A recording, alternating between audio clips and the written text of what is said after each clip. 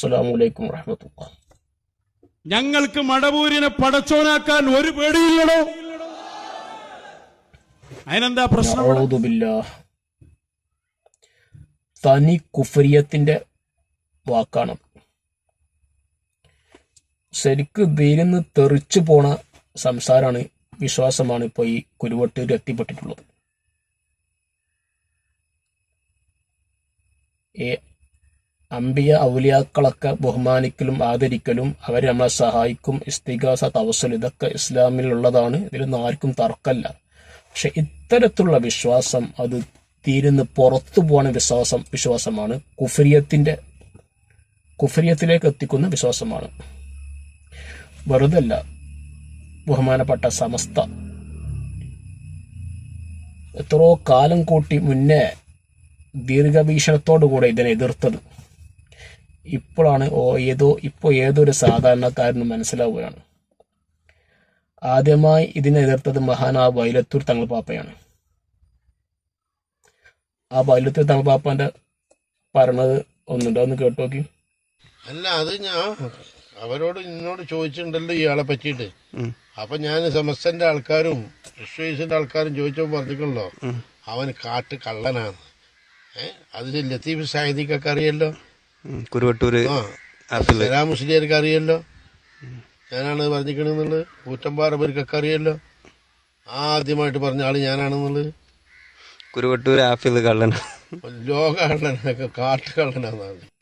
എന്നാൽ കണ്ട, കാട്ടുകള്ളനാണെന്ന് ഇത് എത്ര കൊല്ലം മുമ്പ് പറഞ്ഞതാന്ന് പറയും. അന്നൊന്നും നമുക്ക് സാധാരണക്കാർക്ക് ഈ നൗഷാദും ടീമും ഈ ആഫിദും ടീമും പിഴച്ചവരാണ് എന്ന് പറയാൻ നമുക്കൊക്കെ ഭയങ്കര പേടിയായിരുന്നു. കാരണം നമ്മളെല്ലാവരും ബഹുമാനിച്ച് ആദരിച്ച നമ്മുടെ പരിപാടിയൊക്കെ പങ്കെടുത്തിരുന്ന ആളായിരുന്നു.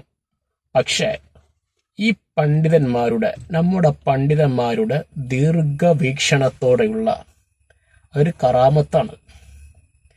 കാരണം വളരെ ദീർഘവീക്ഷണം, ഇവർക്ക് വരാൻ പോകുന്ന കാര്യം മുൻകൂട്ടി അറിഞ്ഞ് ഈ ഉമ്മത്തിനെ രക്ഷിച്ച മഹാനാ വൈലത്തൂർ തങ്ങൾ പാപ്പ. ബഹുമാനപ്പെട്ട സമസ്ത കേരള, ഈ ബഹുമാനപ്പെട്ട സമസ്ത ഇതിനെ എതിർത്തപ്പോൾ നമ്മളൊക്കെ ആകെ പേടിച്ചിരുന്നു. എന്താണ് സമസ്ത ഇങ്ങനൊരു തീരുമാനം എടുക്കാൻ കാരണം? ഇവർക്ക് എന്താണ് കുഴപ്പം? നമ്മളെ പോലെ സാധാരണക്കാർക്ക് കാണാൻ പറ്റാത്ത ഒരു പ്രശ്നം നമ്മൾ കണ്ടിട്ടില്ല. വളരെ നല്ല നിലക്കായിരുന്നു ആദ്യകാലത്തൊക്കെ നമ്മളൊക്കെ ബഹുമാനിച്ചവരാ. പക്ഷെ അന്ന് തന്നെ ഇവരെ ഒപ്പം നിൽക്കരുത്, ഇവരുമായി വിട്ടു നിൽക്കണം എന്ന് പറഞ്ഞത് എന്താണെന്ന് ഇപ്പൊ നമുക്ക് എല്ലാവർക്കും, ഏത് സാധാരണക്കാർക്കും ബോധ്യപ്പെട്ടുകൊണ്ടിരിക്കുകയാണ്. ഇവിടെ പ്രത്യേകം ഓർക്കേണ്ടത് മഹാനായ ഷെയ്ഖുന പൊന്മള ഉസ്താദ്, പേരോട് ഉസ്താദ്, ഇവരൊക്കെ ദർജ, ഇവരല്ലാഹു ഇനിയും ഉയരങ്ങളിൽ എത്തിക്കുമാറാട്ടെ. അവർക്ക് പരിപൂർണ്ണ ആഫിയത്തുള്ള ദീർഘായുസ് കൊടുക്കുമാറാട്ടെ. നമ്മുടെ പണ്ഡിതന്മാർ ദീർഘവീക്ഷണം നോക്കിയിട്ട് അഭിമാനം കൊള്ളുക. നമ്മൾ അള്ളാഹു ഇത്തരത്തിലുള്ള ഇബ്ലീസിന്റെ ഷെറിൽ നമ്മളെ കാക്കുമാറാകട്ടെ. ആമീൻ.